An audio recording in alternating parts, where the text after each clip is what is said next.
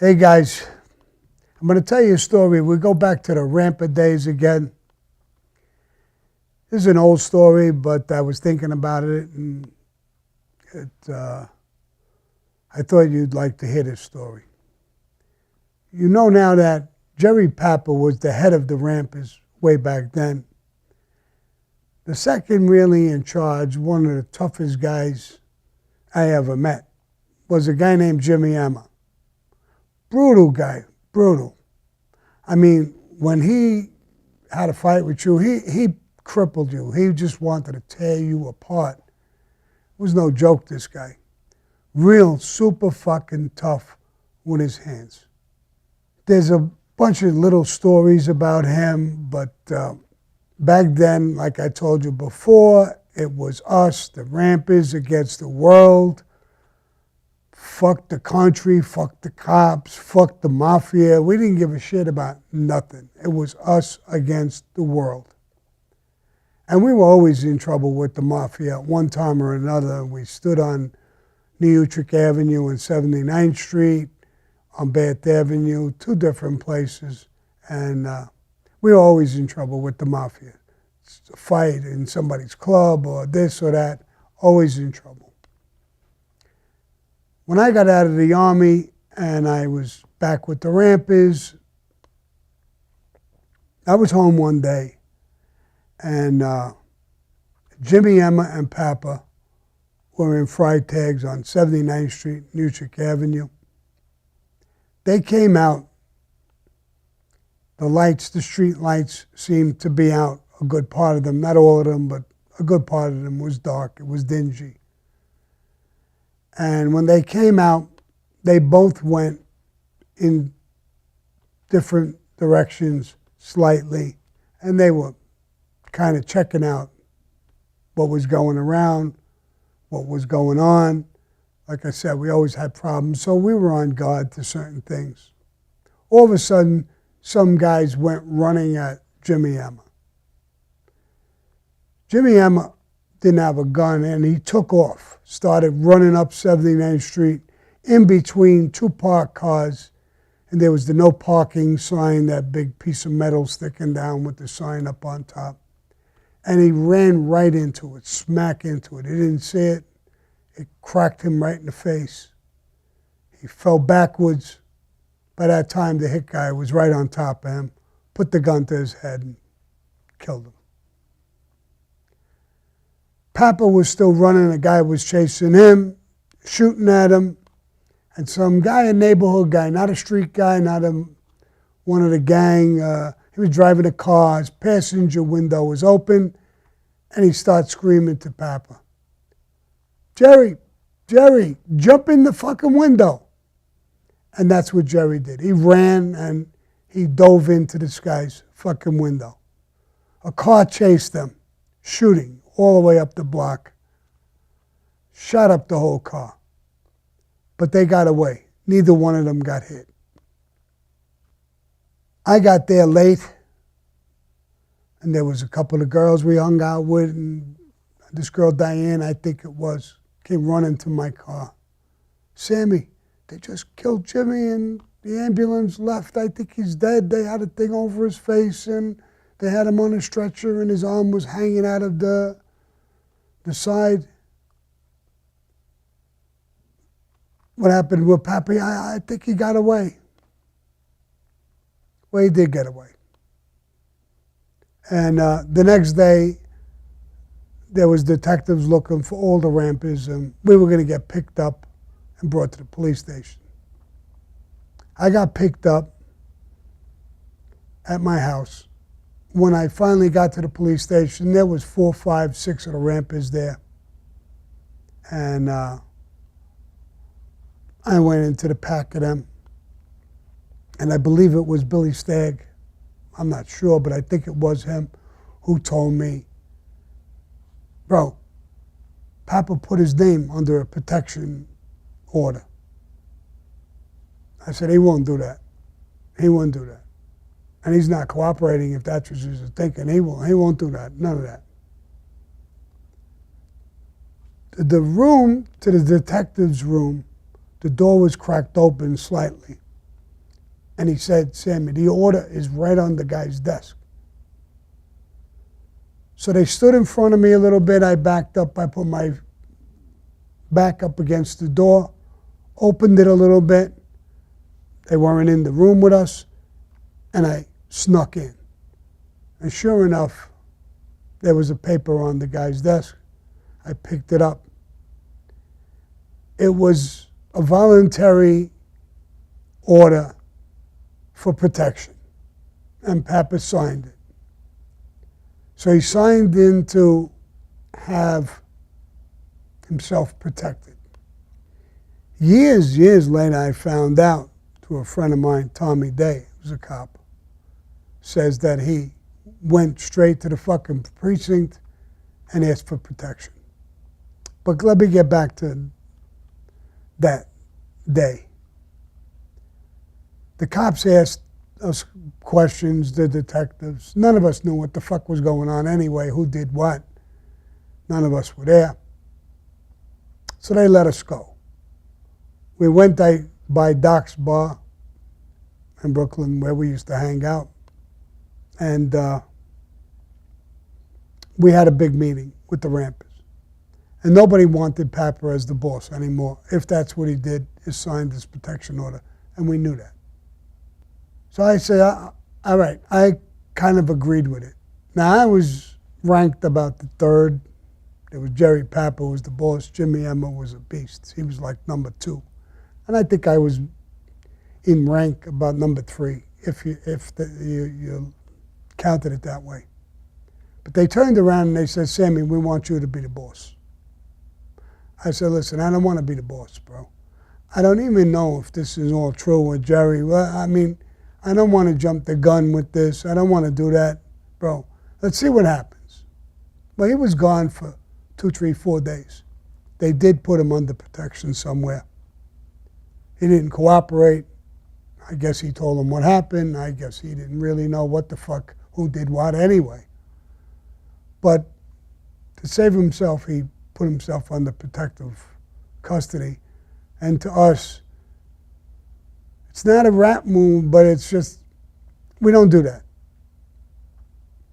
So now I was the leader of the Rampers. We kind of didn't get along with him anymore. There was just bad blood, and he knew it.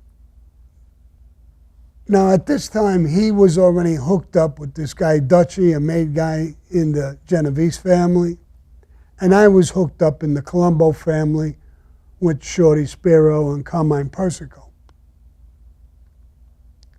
So he comes to me one day, a week or 2 later, whatever it was, and he had a couple of envelopes, about 10 of them, and he gave me these envelopes. And we were standing on the corner on Bath Avenue, and I said, what's that? He said, they're invites. I'm getting married. I got a table for you and your guys. He called them my guys, knowing he was no longer the leader, I was. I didn't say anything, I just took them. He got in the car with this guy, Butchie Hollywood. Street guy was related to somebody. He was a schmuck, really. And they went away. And he was like hanging around with Papper a little bit. The guys asked me when he left, are you going to go to the wedding? I said, no, I'm not going. And nobody wanted to go. So we didn't go. So the night of the wedding, there's a table, 8, 10 chairs, whatever it was, and it was an empty table. It's an embarrassment to him. And he took it that way in a strong way. He must have went on a honeymoon or whatever he did, but 4 or 5 days after the wedding, he came back, and he came with that same guy, Butchie Hollywood, pulled up, he jumped out of the car, and he ran right at me. As he got real close, we knew this was going to be a battle, and we just both started throwing punches. Lenny the Mole, this guy Frankie, Tommy Spiro, maybe another guy. They ran at him and started throwing punches. I said, hold up. Don't hit him. Drag him into this car. It was Lenny's car parked on the corner. So we're dragging him, not really hitting, dragging him, trying to get him in this car. Now, you guys who were getting to know me, I think you know he would never come out of that car. That's why we were dragging him to the car. He would have died. But the precinct was right across the street. Cops come running out with their guns. They saw it from the window and, hey, take it easy, relax. What the fuck is doing with guns, bro? What were you dragging him to the car? We're all friends. Mind your fucking business, bro. Put the guns away. What the fuck is going on? Papper stood up and said the same thing, to be honest. We're friends. So it was an argument. It's none of your business. And he walked away and got in Butchie's car and left. Cops went back. We went back in the place. End result, Papper went to Dutchie. And I went to Shorty Spiro and down to Carmine Persico to explain everything that happened, the whole story like I'm explaining it to you guys. And he said, Dutchie was down. That's probably why he was down to see me. I wasn't here. But probably he's coming down to squash and straighten this thing out, have a sit down. I'm going to avoid this sit down. Go back out and kill him. I said, all right. I got the guys. And we were hunting him to kill him.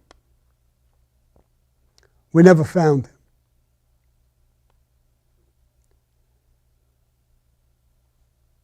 Shorty called me again and said, Carmine wants you to come down. I got in the car, went down there, and Carmine Persico grabbed me on the side and said, listen, I avoided him a couple of times. I couldn't avoid him. He was here day and night. He's got the guy hidden, Papper, from you. They know what's on your mind. Don't do it no more. We already sat down. I gave him my word that nothing would happen. He gave me his word, nothing would happen. Don't carry a gun, don't worry about him, but don't do nothing. Okay, Carmine.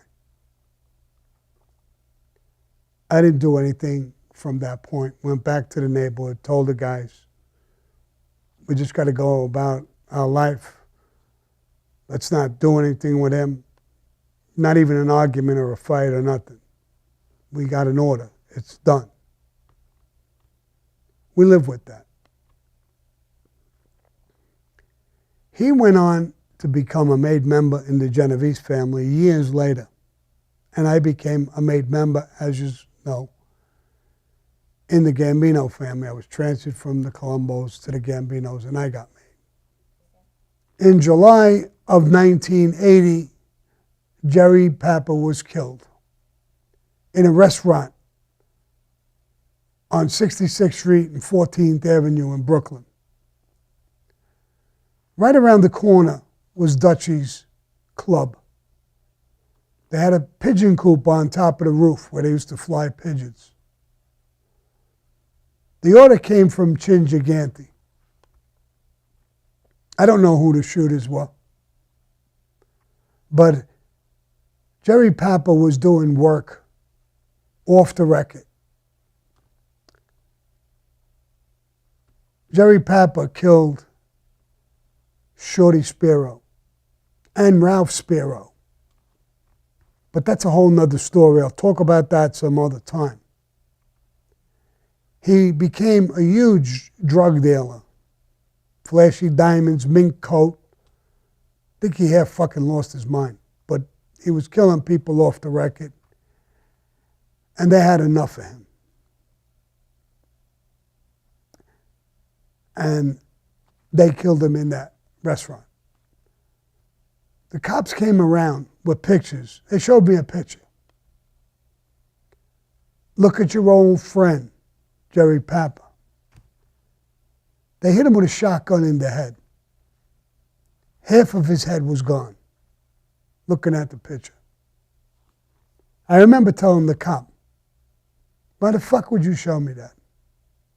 What's your purpose of showing me that? My friend. I turned and walked. And that's basically the story of how the Rampers went from a street gang, hooked up with the mafia. Some of the history of what went on with Jerry Papper, myself, and a story of Jimmy Emma. A lot of people, not a lot of people, but a few people asked me about him. So people do know of him. And a little bit of, get a feel of the mafia, how I grew from when I came out of the military and on, and people I met and things I did. And this is just another one of those stories. So you guys, if you like this story, press like. I need your help to subscribe. Okay, thanks, pal.